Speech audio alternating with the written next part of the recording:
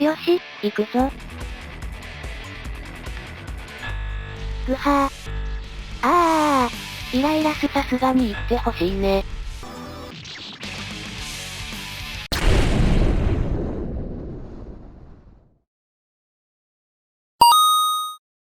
閲覧いただきありがとうございます。ありがとうなんだぜ。今回はとある鬼畜ゲームをやっていきます。ふむふむ。見た目は普通なゲームだな。無難にハードにしました。赤いおっさんの冒険みたいだな。久しぶりにやるから操作が不安です。弾も撃てるんだな。よし、行くぞ。ぐは血が飛び散ってますぜ。こういうゲームです。少しの操作ミスで死にます。クソゲーじゃないか。さあ、気を取り直してもう一回。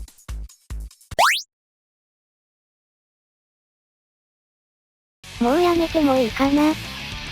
諦めるの早いんだぜ。もっと頑張るんだ。せめてセーブポイントまで行きます。イライラするー。なぜこのゲームを選んだし。必殺の隠し通路に行きます。隠し通路だと、実況見てて気づいたのです。まあ難易度は変わりませんがね。この上よ。おお、確かに隠し通路。危ねえ、油断してました。なんか変な音出てない？シフトキーを押しまくるとなんか変な音が出てしまうんですよ。あまり気にしないでください。すっごい不快感だがわかった。せめてセーブポイントまでは。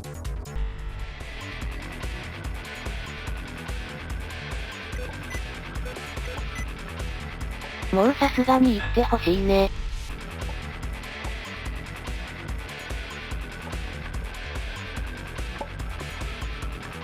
危ねえ、トゲ降ってくるとかひどいですよ。落ち着けないなこのゲーム。